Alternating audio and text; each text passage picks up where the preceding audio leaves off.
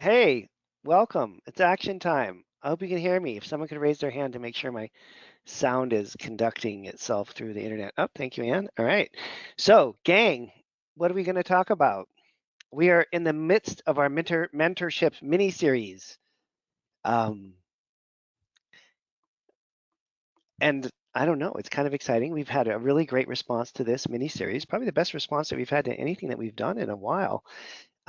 Which means you guys are into it, which is good. And we wanted to specially focus now on this telehealth essentials, building your virtual clinic. Who am I? If it's the first one of these you've ever been to, I am Dan Kalish. I am all over the map. I used to be when we could travel all over the map. So I've taught a lot with IFM in the last couple of years, heading up their practice implementation program. That kind of came to a crash when COVID happened, but I've worked in research a little bit, like one big study took a year of my life. I'm most excited now about the work I'm doing with Dr. Lord, Richard Lord, who I spent most of the day talking with. We're doing a lot of really cool educational programs related to clinical nutrition, lab interpretation, looking at the genome and really understanding that. So it's an exciting time for me professionally right now. I'm learning a lot. I still have patients that I work with all the time. And, my background from ancient times was as well, we called it a phone practice in those days. So, brief history, when I was first learning how to do functional medicine, my main teacher was Dr. Bill Timmons. And Bill had a practice in downtown San Diego, and I would get in my little Honda and drive down there every Thursday around noon. I would just leave my clinic at noon. I'd work from I started seeing patients at 7. I'd see patients from 7 a.m. until noon, and then I was out of there on Thursdays, drive down, get down to Bill's office by 1, and watch him work in his clinic. However, his clinic was entirely conducted over the phone. And this is like 1995. 1995? Is that true? Yeah, 95, 96, 97, all in there. Mid 1990s. So I would just sit next to Bill. He would talk on the phone, and I would look over his shoulder at the patient charts, and that's how I learned how to do functional medicine. Was in what Bill called his phone practice. Once in a while, a patient would walk in, but not that often. He'd always be wearing like shorts and flip flops, and you know, like a button-up Aloha shirt or something. I was pretty much the origins, I guess, of what we call telehealth or telemedicine. So when I started my practice a couple of years later, doing more active functional medicine, workups, it just seemed normal to me to work on the phone because that's how I learned how to do that. And so from I guess the last 20, 25 years, I've been working on the phone. Around 2006, I sold my brick and mortar clinic and went to exclusively working on the phone or telemedicine, telehealth practice. So I've been doing this for a really long time. I kind of have some general understanding how it works. And I'm excited to see that the world is kind of heading in this direction now. Um, and we'll talk about this a little bit more later, but we have a couple of courses that are going to be starting soon. There's a boot camp on telehealth. If you guys are interested in this subject and spending a couple months on it, we have this 8-week deep dive into the details of how to do this and the planning and the financial planning and the strategy and the business planning and all that good stuff. So that's coming up in February 8th if you guys are interested in a short class on sort of business development. And then we have our mentorship program starting at the end of January too. Okay, so I'll talk about that a little bit more in a minute. But the basics here are that we're always looking at this from this multifaceted perspective of you, the practitioner, your patients, and then the practice itself. And we want to make sure that, especially in a time like this when there's a lot of transition going on throughout the world and, a lot of patients and practitioners and practices are being forced into a telehealth or virtual practice model, that you put equal amount of time into developing the practice, communicating with the patients, and then with yourself and your own skills development. And what most of us do is, focus on one area here and not enough sort of spread throughout all these different areas. So just always want to think of that as a theme where you put, an equal amount of time into working on your business and developing your practice as you do into the patient hours that you're spending. And so this is kind of cool because it's been about when was it? I guess last March, this whole thing happened, and the entire world shut down, at least on the West Coast. And so everything closed. And so we started back then this free telehealth seminar series. It was basically me every Tuesday and Thursday just getting on a webinar with you all and just talking it through. And I know some of you may have actually been there, some that are attending here. But anyways, I did this every Tuesday and Thursday for a couple of months until I was just so exhausted and burned out. I had to stop. I think my staff may have just stopped me. It's like, Dan, you gotta stop doing this. But there was this moment where I was fine because I've been on the phone only for 15 years, and so my practice was fine. But the community of people that I work with and the friends, many close friends of mine, and a lot of students that were in the mentorship, everybody all of a sudden had their clinic closed. And so there's this pretty big freak out. And from that, I watched a lot of people do really well in terms of being able to continue to help patients. And so I thought I would share 3 examples. And these are real people that really went through being forced into telemedicine, telehealth last March due to COVID, and maybe as like a way to convey some of the major ideas, but doing it in a more personal way so you can have people that you can relate to. So again, these are 3 samples patients that were actually in the Kalish mentorship last year who actually had to launch a virtual practice due to being forced to do this from COVID.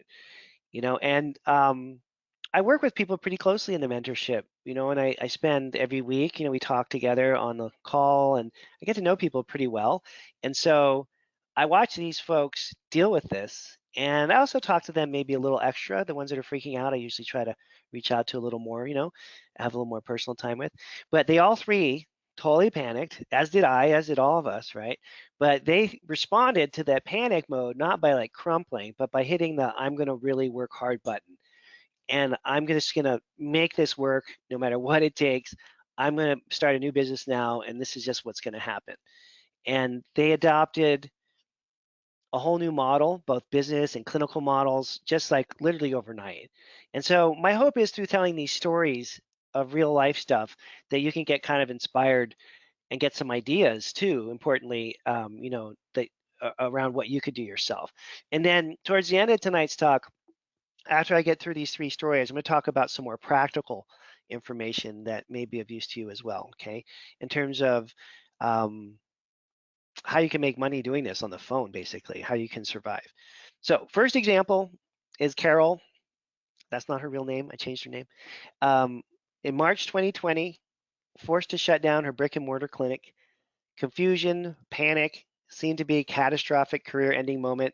She had a loan to cover expenses for a couple months, but things were not looking good.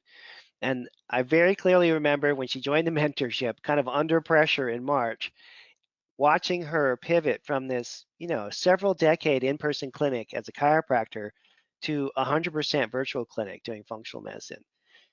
And her tenacity.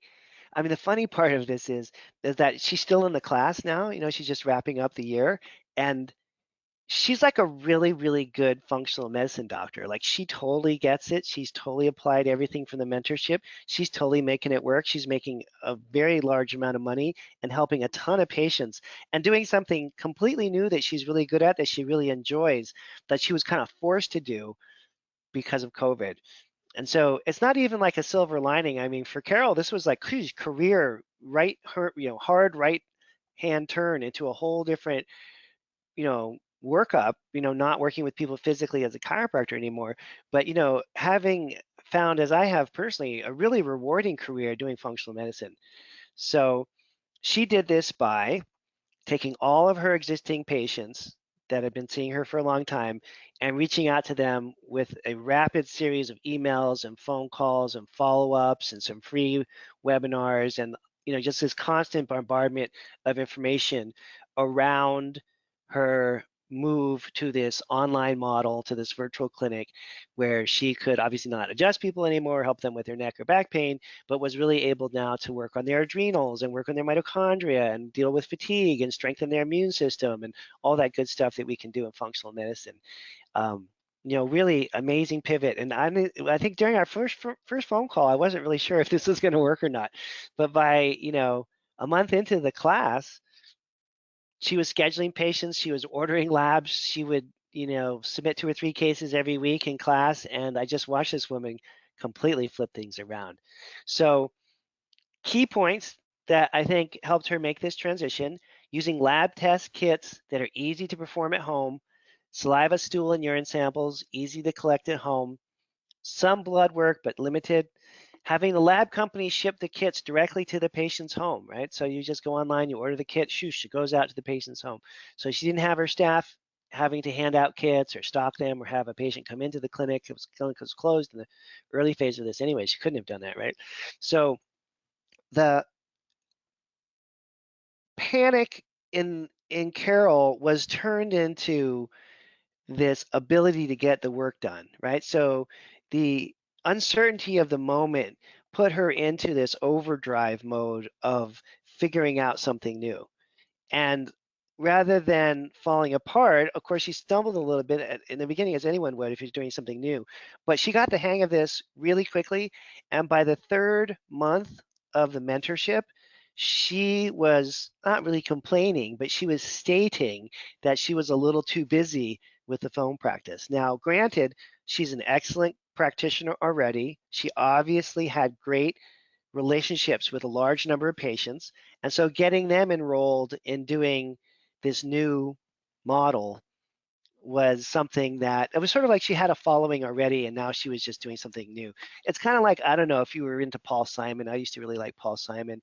Remember when he kind of got into this new phase of music, or Bob Dylan's probably a better example, He went a little haywire for a little while there, but you still I love Bob Dylan, right? So like when you get someone to follow you and love you and appreciate your work, you can make these kinds of pivots as long as you communicate really clearly with your client base.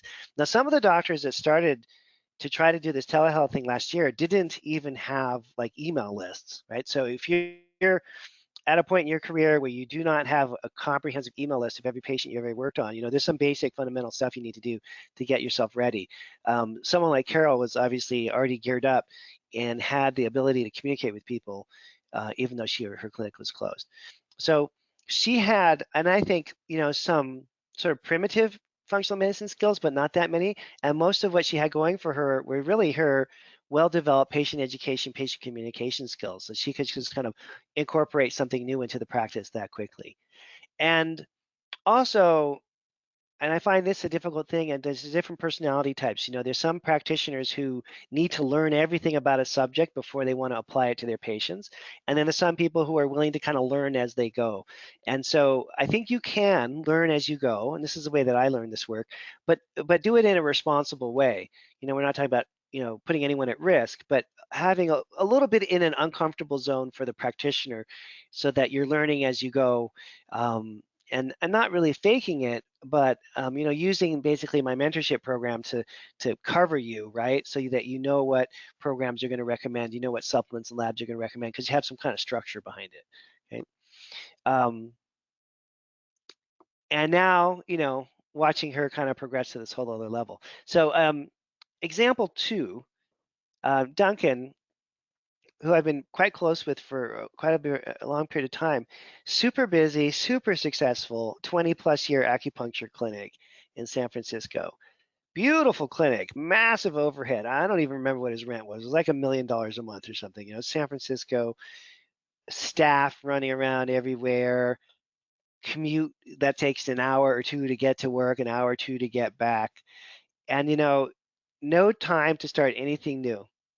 He really wanted to change things up. He wanted to stop that, running from room to room, doing acupuncture all day long. And even 3 years ago now, he came to observe me work on the phone in my virtual practice, and he saw that as a goal. He knew that he wanted to do it, and yet because he was just so busy and so successful in this one, iteration of his life with the acupuncture clinic, he just didn't have time to make the shift. He took the class back in 2015. That's 5-6 years ago now, and he saw the potential to create new revenue streams. And he really, I think one of the things that appealed to him was the ability to sell supplements. So he wasn't just dependent on his, in-person, treatments anymore. And he, again, before COVID, was very good at lab interpretation, always had been good at patient communication, and had a few functional medicine patients a week, like, 1 or 2 people a week. He's kind of what we used to call in the lab, like a onesie twosie kind of guy. I don't know. So how many labs are you ordering a month? I don't know, like 5. How many patients a week? 1 or 2. Kind of dabbling in it, you know, and seeing that he wanted to do it, but not really understanding how he could make the transition, especially because he was having such a good run of his 20 plus years in acupuncture, right? But all of a sudden, March 2020, that closed. End of story. He took the very few functional medicine patients he had straight over to the telehealth practice. He moved his acupuncture patients into telehealth. How did he do that? Well, I mean, obviously couldn't do the needles anymore, but he was always really into advising on herbs. He was always super into the Chinese medicine lifestyle coaching that he had learned, and wasn't really able to do a lot of that because he was so busy running from room to room doing the acupuncture part, right, with the needles. So all of a sudden, he just sort of converted this whole expertise he had developed within Chinese medicine to something that he could do on the phone. And with all this free time that he had, because he couldn't work anymore, right, in the regular clinic, he flipped and made this huge change that he'd been wanting to do for quite some time. And it's pretty interesting to see that happen to someone. And again, it's the same kind of thing where you're in this crisis, and then what are you going to do about your response to that? He immediately reconnected with the community. He hadn't been in class for a while. He started to go back and use the tools for the mentorship program. He got into our boot camp class, got his operations and business stuff going, and then he spent a long time creating this online marketing campaign using our patient education slides. So then he was able to release a whole new model, basically, a whole new iteration of himself. And he closed down the acupuncture clinic. He walked away from it. It's gone. No overhead anymore, no commuting anymore. It's working on the phone exclusively, no monthly rent, no staff expenses. All his staff is gone. His wife, who's also an acupuncturist, is running the practice and doing all the admin stuff. They work from home together. His stress levels are like not zero, but a whole different professional experience now for him to have this dream practice that he kind of imagined would happen in 10 or 15 years, but that again, this COVID pivot sort of forced him to do. Way lower patient volume, not working nearly as hard as he used to. And I went to see him work in his clinic a couple of times. He's literally going from room to room, patient here, patient there, two in the waiting room, that kind of a, structured practice, which is really stressful. And I talked to him about this recently, actually, just like a month or two ago.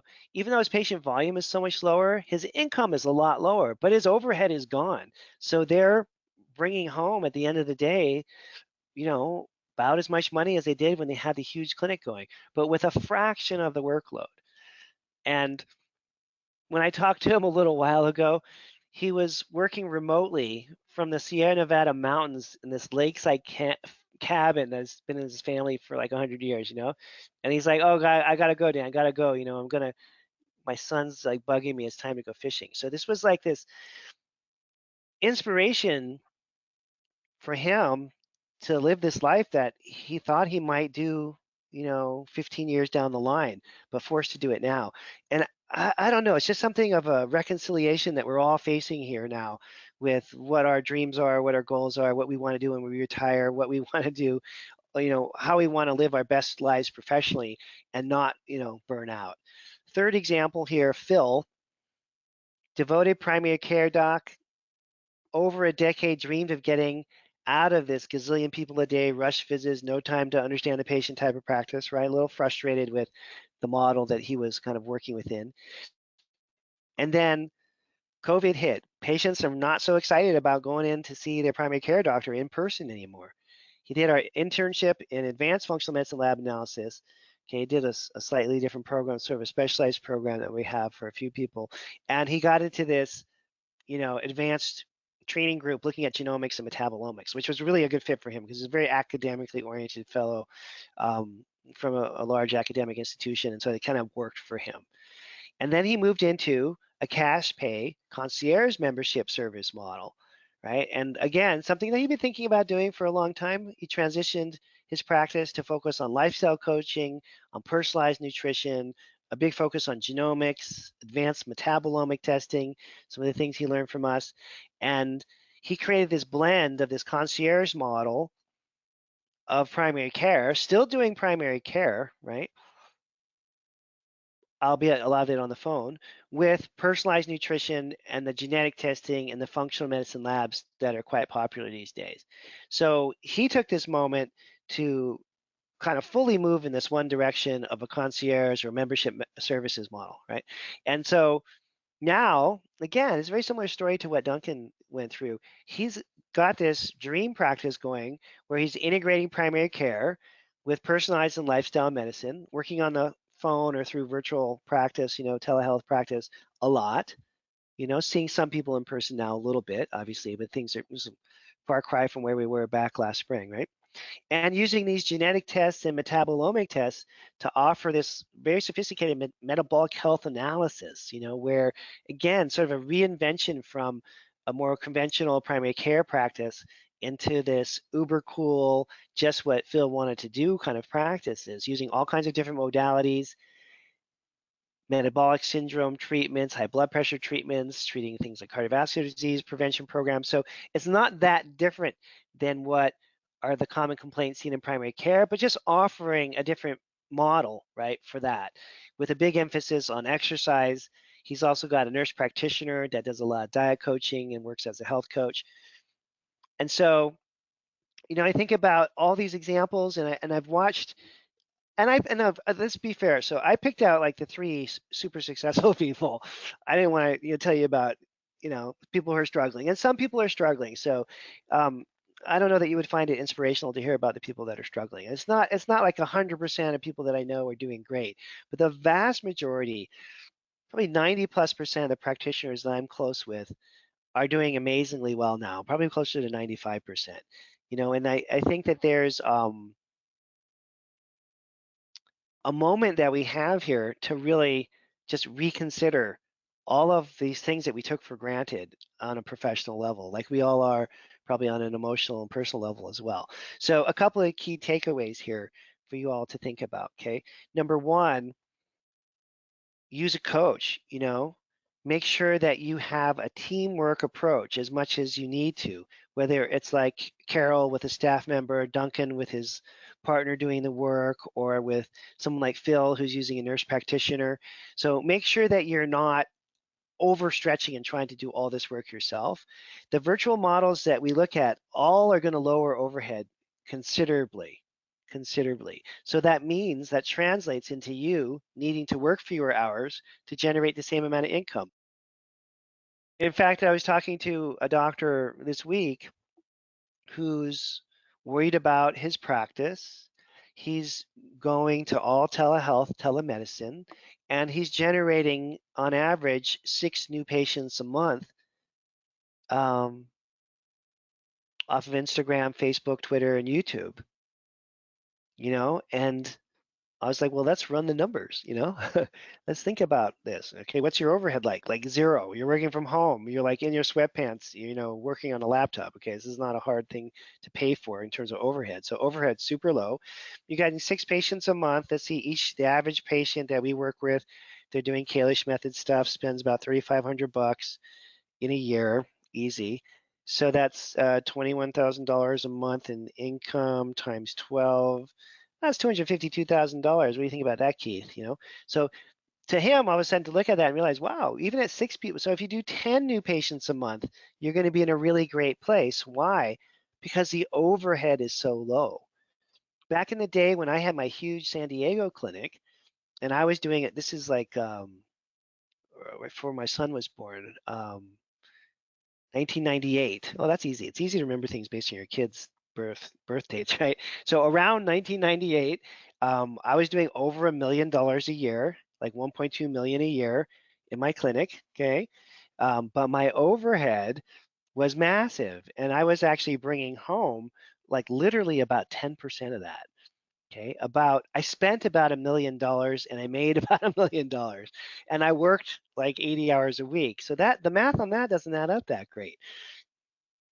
And when I went to being exclusively on the phone, or telehealth, telemedicine, whatever you want to call this, Skype, whatever you're going to use to conduct your consultations. When I went to exclusively doing a virtual practice, my income dropped in half, but my overhead almost completely went away.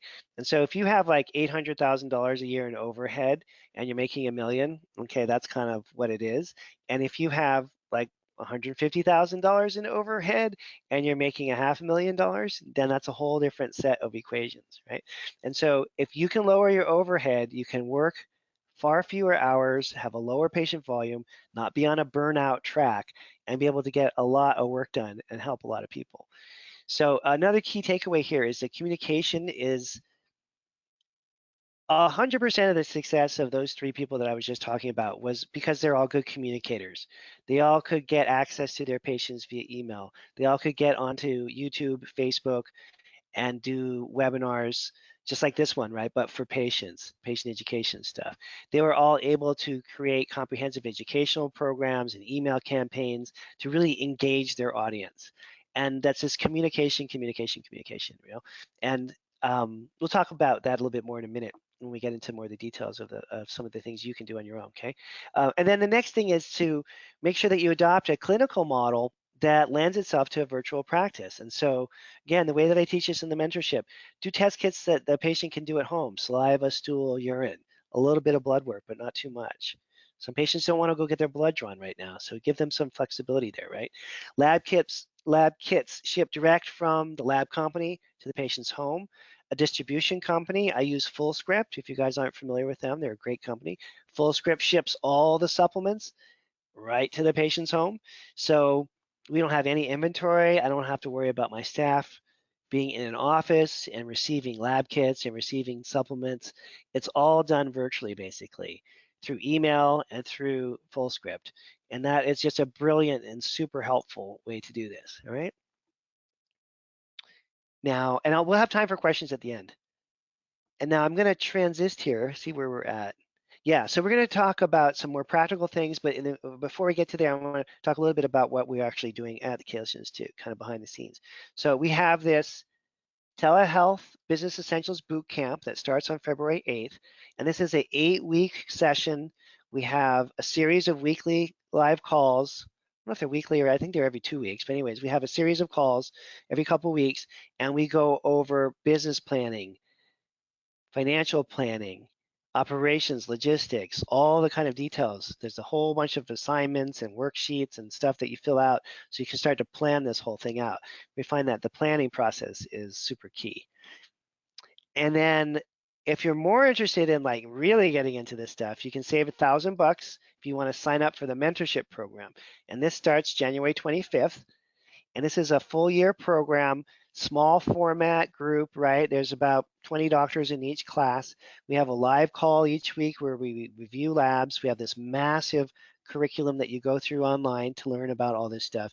And then this is really about patient communication, skills development, lab interpretation, skills development, supplement program design, skills development, and people going through this class come out of it with a really strong sense of how to interpret labs and how to run a functional medicine clinic appropriately from the clinical side. Okay, we have a really exciting and vibrant group of doctors right now. I don't know, I could talk about them for ages, but it's a lovely group of human beings. I enjoy teaching that class. I teach all the calls myself every week, and can't say enough good things about the people in there. And they're helping people at such a great level, and everyone's making money, everyone's being successful financially in terms of living their life mission, which for all of us is obviously to help other human beings. But you need a certain amount of financial support to be able to make that happen, right? It's very frustrating for me when I see doctors that are not able to make enough money to support themselves and are overworking and burning out, you know? So we really want to avoid that. Anyways, if you're interested in the mentorship, $1,000 discount if you use that code.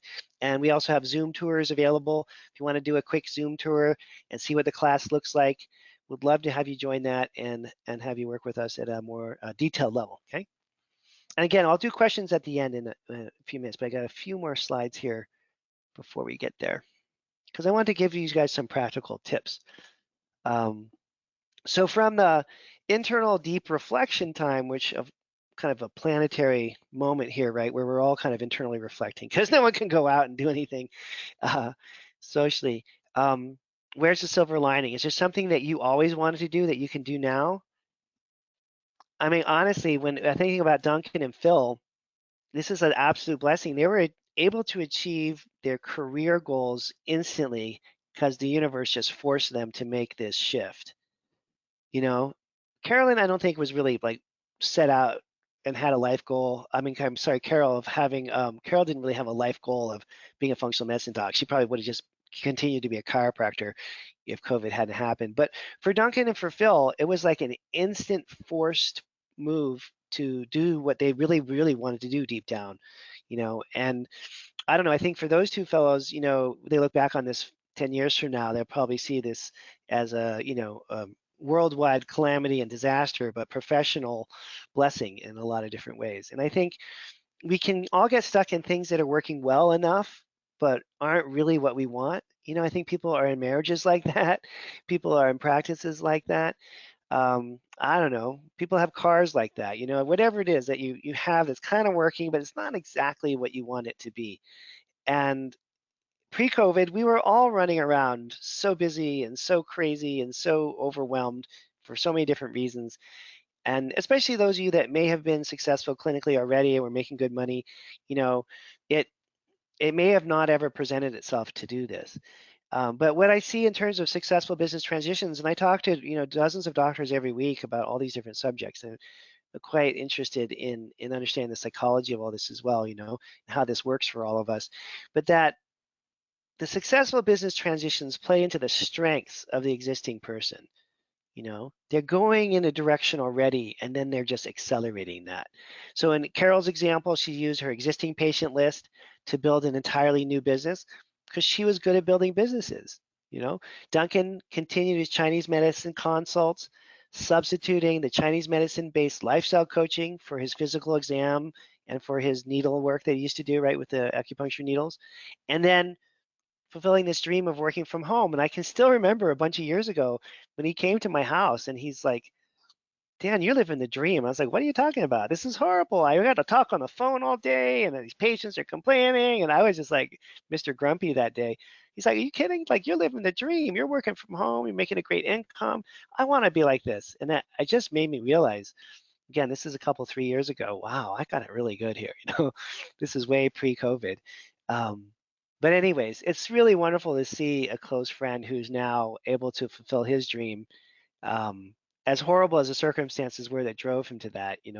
And then Phil kept his primary care practice intact, right? He wants to be a primary care doc. He's not giving up on that, but he was able to flip the business model and get the lifestyle coaching and the genomics and the metabolomics going so that it was a more rewarding primary care practice, right? So sort of doing it on his terms, but not abandoning what his sort of devotion was, right? What his goals were.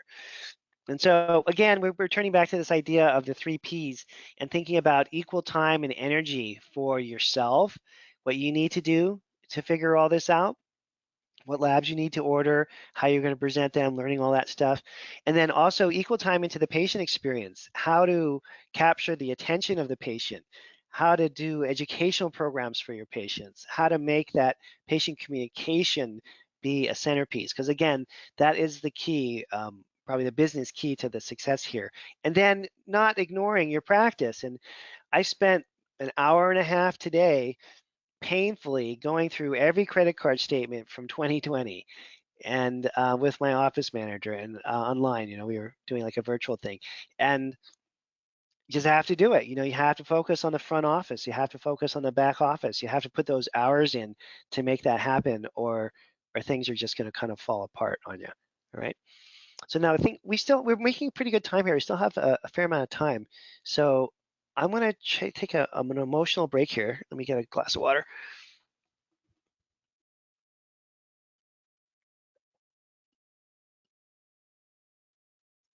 Okay, that's it for my break. One time I'll tell you the story. One time when I was working down in my big clinic in San Diego, and I came out of a treatment room, and I was talking to my staff. I was my office manager at the time. Was this wonderful woman named Maria.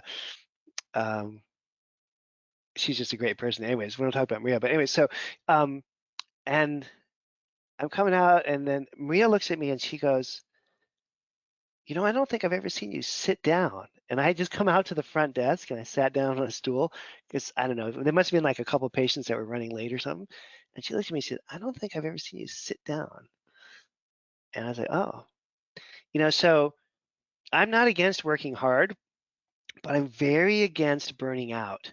And when I see colleagues and close friends burn out and they stop practicing and they're just a shallow, figment of their past self because of burnout, we really have no tolerance for that, okay? Because it ruins people's lives. And so, especially in an environment like we're in now, we want you to have a successful financial model so you can help people for decades and you don't burn out.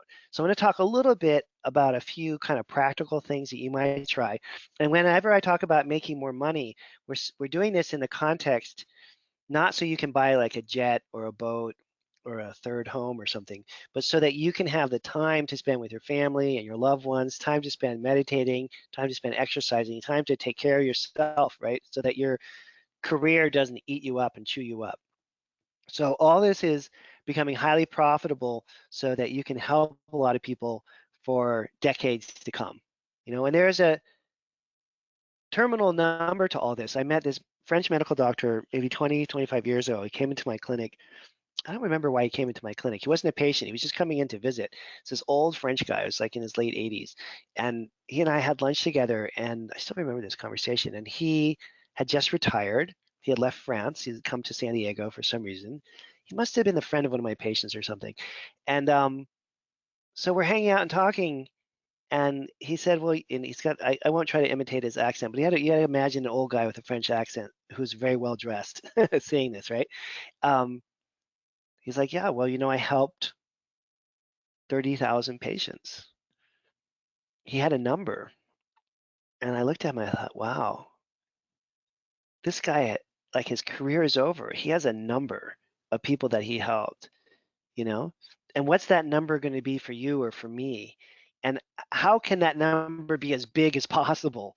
That number gets bigger if you can practice into your 80s. That number gets smaller if you burn out because you're under financial strain. So when we talk about making more money at the Chaos Institute, we're talking about being like that French guy, where you can be in your 80s, finally retire, and look back on this beautiful 50-year career and say, I helped 30,000 people improve their health. That's what I did with my life. So anyways, that was very inspirational to me. So let's talk a little bit about some practical stuff. Number one, discovery calls, right? So one of the main things that we do to generate our phone business is we have a free 15-minute call that we offer. We call it a discovery call, and it's free. So you have to be kind of careful about what you do and don't do. And it has a very clear intention, which is to get the person to sign up and become a patient. It's not like we're handing out free advice. It's not like the old Linus Peanut Lucy thing where they had 5-cent free advice or whatever. This is like, it's a marketing tool. And when I think about this, I think about this experience I had a couple, maybe 5 or 6 years ago when I was doing a conference or teaching a seminar in Columbus, Ohio. And I don't know, it was like 20 or 30 people there. It was probably like 30 people there. And at the break, when I was done talking, had the lunch break, this doctor came up to me and she's like, oh, it's really nice to meet you, Dr. Kailash. I've heard a lot about you. My associate doctor, Jane or whatever her name was, has been doing your work for a long time. And I was talking to the senior doctor who ran the clinic, and Jane, not her real name, was, one of the junior doctors who was just in this large integrative clinic. And the senior doctor was like, we call Jane the lab whisperer. And I was like, oh, that's a little weird. And what's that all about? She's like, because everyone that walks out of her office orders all the lab tests. And Jane started laughing and looking at me because she was there too, listening to this whole thing. I was like, okay. I was like, what are you doing, Jane? She's like, just doing what you taught us in class. So I want to show you this technique here. It's super straightforward. In this case, we want to get not 95% of people to buy the lab kits, but 95% of people to do the consultation. It's the same exact technique. It's kind of sales 101, but with a functional medicine twist.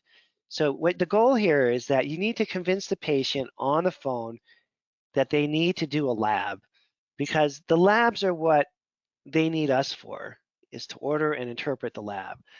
Anybody can look up what an autoimmune paleo diet is. Anybody can figure out what elemental diet is. Anyone can figure out how to exercise, can take a class on meditation, right? People don't need us to teach them lifestyle stuff. They can just read a book and do that. But they have to have a practitioner in order to order a lab, right? And so if you can convince them that the labs are necessary, then they're going to come in and see you because they need you to order the lab and interpret it for them.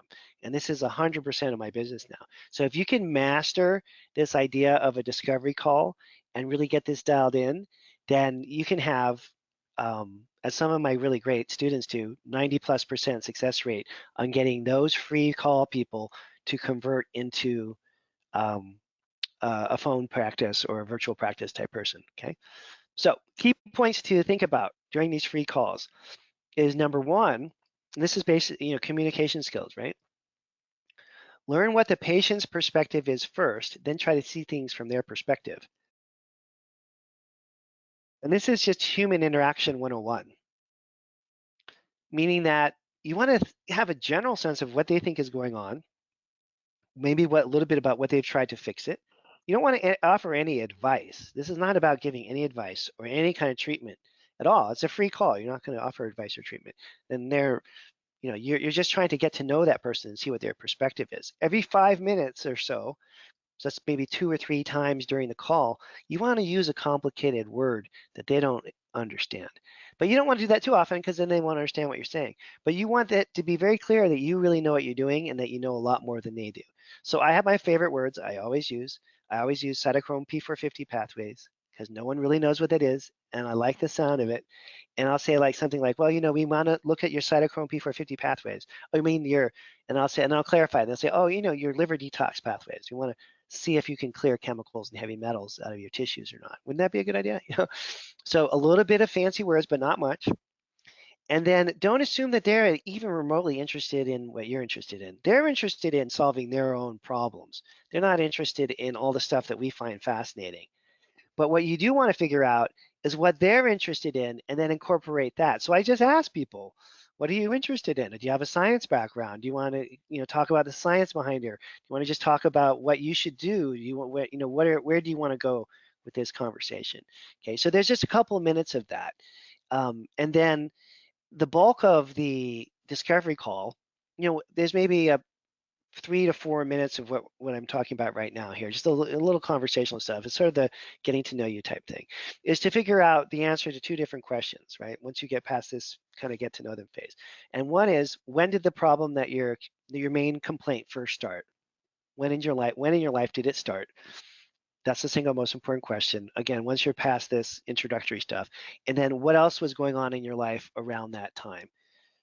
And if you can get the answers to those 2 questions flushed out really well, then you can explain to them what their timeline is, right? In the IFM language, what their timeline is.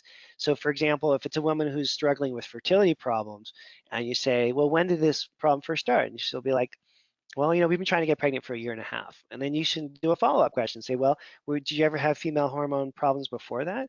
And she'll say something like, well, yeah, in college, my period stopped for a while when I was playing volleyball on the college team, but it came back. And you're like, okay, did any of it before that? And then eventually, if you could go back in time with this person, they'll eventually say something like, well, yeah, when I was 15, I had really bad PMS, and that's probably when it first started. So you have to go back in time, make sure you understand when the problem really first started, and then say, what else was going on in your life around that time? Well, when I was 15, my parents were going through a divorce. It was really bad. My mom was a really bad alcoholic, and my dad had to take care of us, and whatever the story is, right? So that you go back in time, you understand when they first started to have their problems and what were the stressors that were affecting them at that time. And if you can get that far in a 10 or 15-minute conversation, there's a 90+% chance that they're going to want to be a patient. You're not offering them any advice. You're not treating them. You're just saying, wow, it sounds like a lot of this was related to stress. Maybe we should test and correct your stress hormones and your this and your that, right? And then you start to get into your spiel about the labs that you want to do. And for someone like female hormone case I'm using right now, I would say, hey, we see the #1 stress on female hormones is stress, and I want to test and correct your stress hormones, as well as do a month-long panel for your female hormones. Is that something you're interested in? If yes, you could become a new patient of ours. I think you'd be a good fit. Boom, 10 or 15 minutes to go through that process that I'm laying out here with those two important questions. When did this problem first start? And what else was going on in your life around that time? Okay. That almost always works. And you can notice it's not offering advice. You're not saying I treat thyroid symptoms, or you're not giving them a supplement. You're just connecting with them on a deeper level, typically, than anyone else really has in the past, okay, healthcare provider wise. Okay, so that's a great sort of tip of the day. Now, presenting lab findings virtually, you got to think this one through. It's a little different, okay? Because they're not sitting right next to you. So you need educational graphics and handouts. You need personalized packets that you can build. Again, this is education materials, right? You can record the session. You can have pre-recorded instructional videos on all the different issues that they may encounter, so they don't chew up as much of your staff's time. You can have pre-recorded educational videos on anything that you find interesting. 100% of my new patients, 100% of my new patients watch my YouTube videos. Some people watch them all. And when I get on the phone with them and go over their labs, they'll be like, oh, but wait a minute, on your video on March the 17th, you said that if you take tryptophan, you should also blah, blah, blah. They're like, oh, okay, well, yeah. So a well-educated patient is a loyal patient. That's all I can say. So tons of educational material. You need to produce all this. It takes a little bit of time. Okay. You also, a second key here, right, is getting a patient onto a clinically effective supplement program. Is the better that you do at this job, the less that you do. The better you get at this job, the less that you do. So if you can choose one product that has many outcomes, my favorite example of this right now is glycine. I know that's an obscure one, isn't it? That's why I chose it. So glycine, what's glycine? It's an amino acid. So what does glycine do? Well, I don't know. If your glycine levels test low, do you even think that much about it? Well, yeah, it's really important because glycine is one of the 20 amino acids that you need to make every protein in the body. So if you're low in glycine, you can't make hemoglobin, you can't make insulin, you can't make thyroid hormones, you can't make your gut lining, you can't make anything that's protein based in the body if you're low in glycine, because you have to have all 20 amino acids to make proteins. So the better that you get at these program design things, the more that you can take a single product like glycine and get a lot done with it.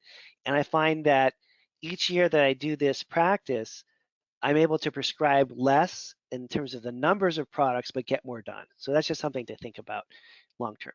And then using the lab kits that you order to motivate patients to make lifestyle changes and to purchase supplement programs. My favorite example of this is my mom, and I hope she never listens to this because I've only say this every couple of years because I'm a little nervous one of these days she's going to listen to one of these. I don't see her on here. Let's check. She logs into these once in a while, and she'll be like, Danny, I heard you talk. I don't see her on here. Okay. She won't listen to the recording. I know that. All right. So I can tell my mom's story. All right. So my mom's story is that I gave her this supplement. This is a bunch of years ago. I gave her this supplement because she was saying that she was tired. And I said, Mom, and she's a nurse by training and a nurse administrator. She used to run hospitals. She has a master's in public health. So she's very medically oriented. So, and I knew that, right? It's the psychology of patient communication. So I said, Mom, I want you to take this supplement, but it only gets absorbed effectively if you take it on an empty stomach after you've exercised for at least 30 minutes, which is kind of true, but kind of not really true at all. It was an amino acid. And she was like, okay. And so what did she do? Every day she went out and she did her exercise for half an hour and then she took her pill. And then the next morning she woke up and she and it got her to exercise every day for a half an hour, which she hadn't been doing. And of course she felt like $1,000,000 a couple months later, somewhat related to the supplement, but mostly related to the lifestyle change. So that's kind of an extreme example, but you want to use whatever you can, that's close to the truth, right? To motivate people to make the lifestyle changes, which is really what ends up making the biggest changes. And you can do this on the phone, right? You don't have to do this in person. This is all stuff you can do on the phone very successfully. So when I think of the role of labs and supplement sales in a telehealth practice, the lab tests are the key motivational tool. right? You need something to talk about with your patients. You need something to base your prescribing around, both for supplement programs and for lifestyle changes. Now, from an economic perspective, your supplement sales income should eventually equal out to be about what you're making off your hourly fee. So let's say you charge $300 an hour in consults. You should start to eventually generate, if you have patients buying things from you over time, around $300 an hour in profit from supplement sales. Okay, if you're not getting close to that, you want to work on your supplement sales a little bit more.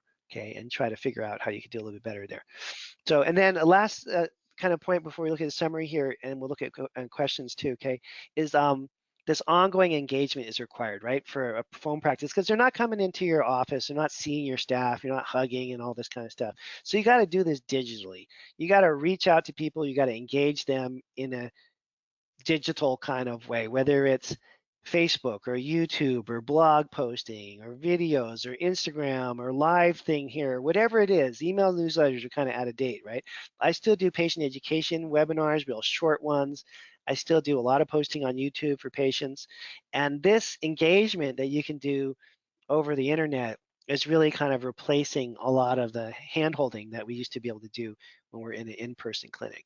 And it's not exactly the same, but you can get to know people and they can get to know you really well in this kind of a context. Okay, that is not, um, you're not at a disadvantage. Let me put it that way. You're not at a disadvantage because of this. Okay. Um, And then let me talk, let's see, a little bit, about the boot camps. I'm supposed to talk about boot camps, and then we'll get to questions, okay? So we have this Essentials Bootcamp series. We've got a whole bunch of them that we're coming out with. They're these short format crash courses to get you over the hump in some certain way. The one that's coming up now is about business and practice building and financial planning. We'll be having ones that come out in April, I think. Oh, I think they're posted now. I can show you guys this. Hang on a second. I've been working on this for 4 years. I'm not kidding. I've been working on this for 4 years, and they finally posted it. Not because my staff is slow, because it took me this long to figure it out, but it's finally up here. So the Telehealth Business Essentials Bootcamp, February 8th, that's practice business building, planning. You really want to get into the nitty gritty and force yourself to plan your business out and make more money. That's the one, okay? And then in April, this is my 4-year project, we have our Lab Interpretation Bootcamp. Part 1 is on amino acids and vitamins. Doesn't sound that exciting, but it's pretty exciting. This is some of the best work that I've ever done.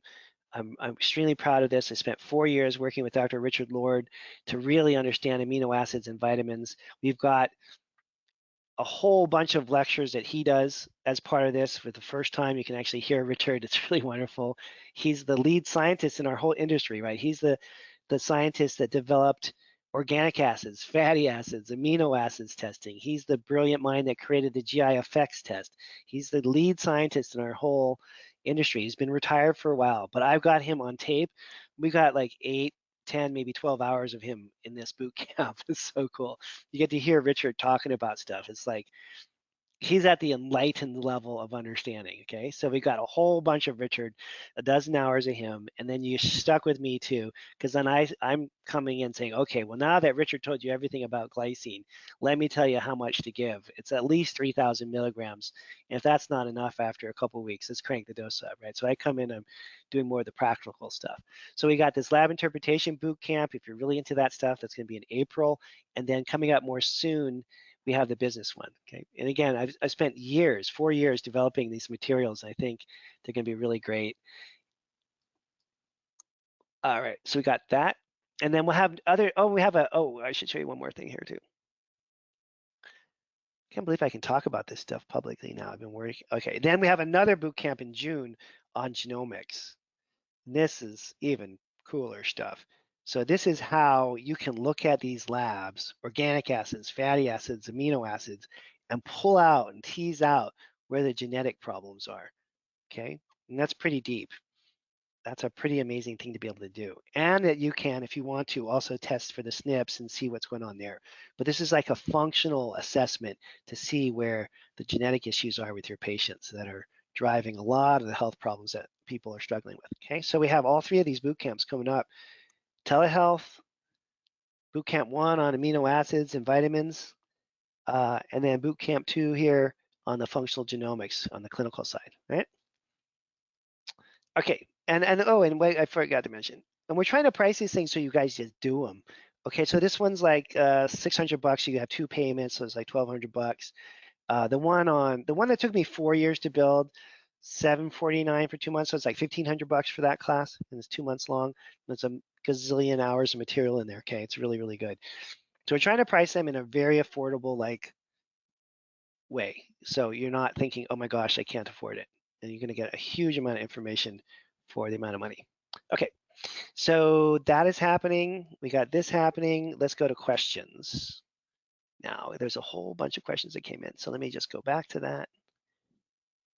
And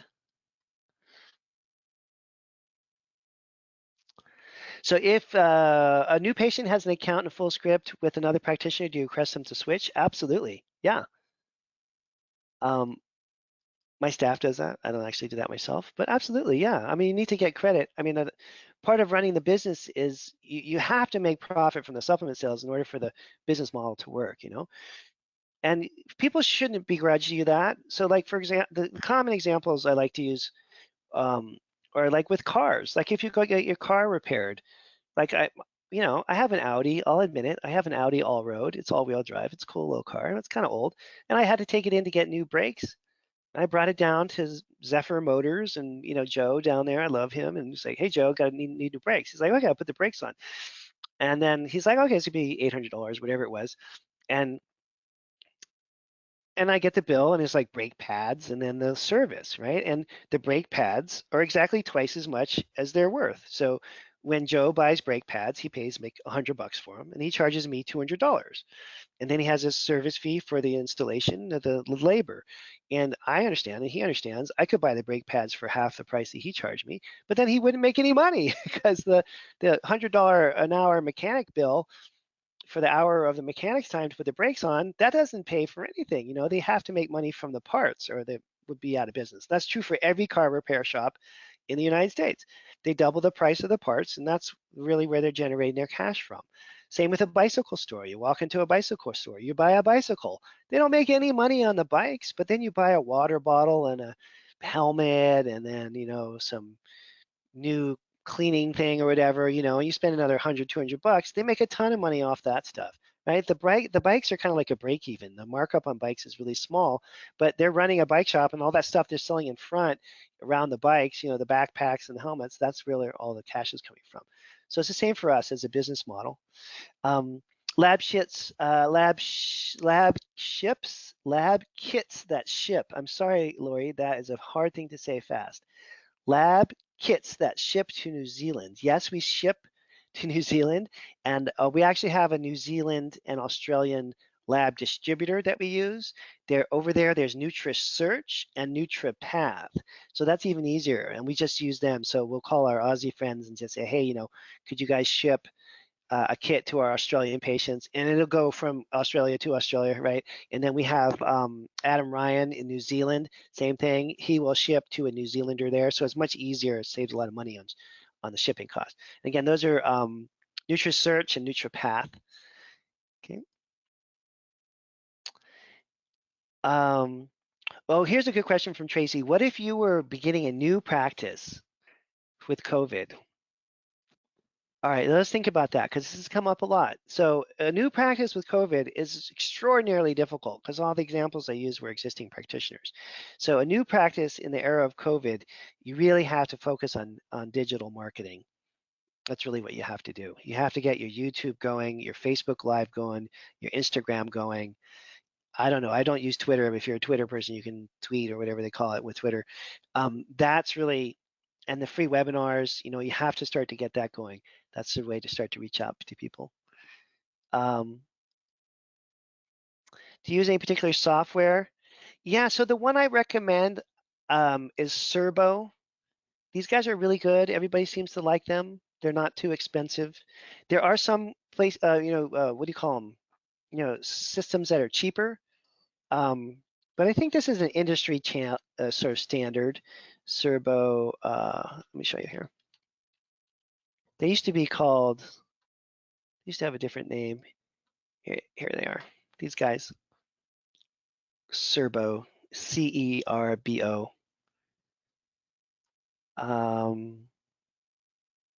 I have my own homemade thing, you know, but Cerbo is I think, you know, one of the more popular ones. The other one that's popular is Power to Practice. Uh, I would not lower your rates for virtual. I would just charge the same amount. I mean, your time is worth your time, you know. If I talk to my accountant on the phone, God bless David, he charges me, you know, $300 an hour. If I go into his office and meet him, I do get a free cup of water or glass of water all the time. He doesn't really give me treats or anything, but I get a bottle of water every time I go to his office. But he still charges me $300 an hour. Okay, so maybe I get a dollar bottle of water, but it's still the same, $300 an hour. So yeah, I'm gonna do the same.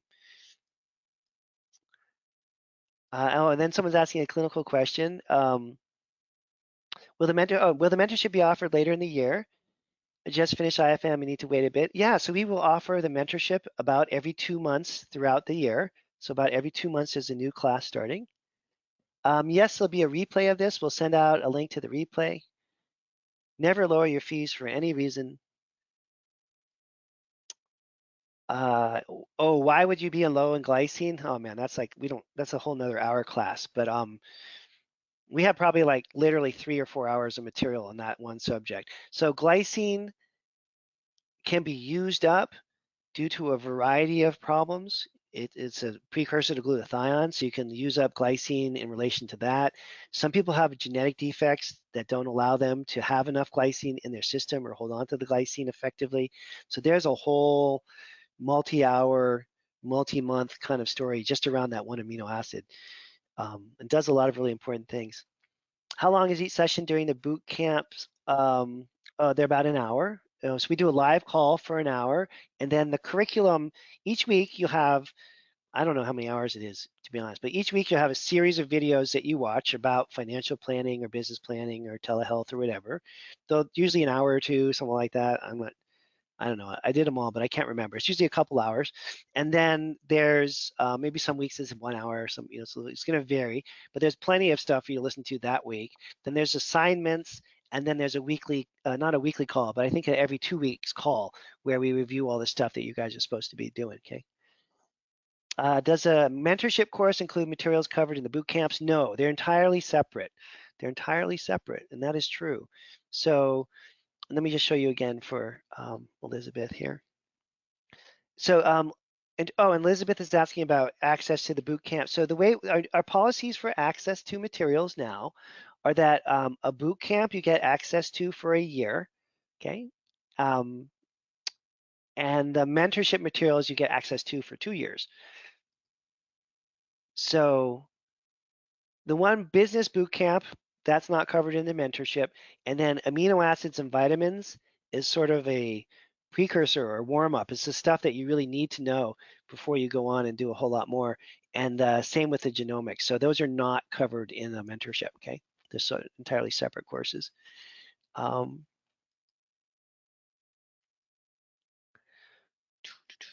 And what is the mentorship then? That's a good question. The mentorship is the treatment model. The mentorship is my entire phone practice dumped into your lab. Every script that I do, everything I say to patients, every PowerPoint that I teach from when I do patient education, every new patient intake form, every protocol that I've ever used to solve any kind of problem, that the mentorship is an entire practice just dumped into your lap over the course of a year. It's a treatment model, patient communication stuff, all that. And then the boot camps are little fragmented chunks of stuff that you need to know. But the mentorship is really the entire practice. And the boot camps are meant to be kind of preliminary and support you guys going on into the mentorship. Can we access the content after 8 weeks? Yeah. So you have 1 year. So if you do a boot camp, you have a year of access to those lectures. And then the 2 month part of it is the live calls. So like for this boot camp in April, you can see there's 4 live calls. And so the live calls end after 2 months, but your access to all the material continues for a full year. And believe me, it's going to take you a year to understand what this is all about. The vitamins are complicated. Like Vitamins are really complicated, like so complicated. Each one of the B vitamins operates in a totally different way. It's totally different and profound, you know? Let's see if I got all these questions here. All right, and if you guys have more questions about the courses specifically, you contact the office and you can do a Zoom tour with Jennifer and you can jump on the phone with myself and we can give you a much more kind of accurate blow by blow thing on what's going on here, okay? All right, I'm gonna wrap it up now. We're at the hour here. I hope you all are doing well and stay healthy and I look forward to talking with you again soon. Okay, take care. Bye for now.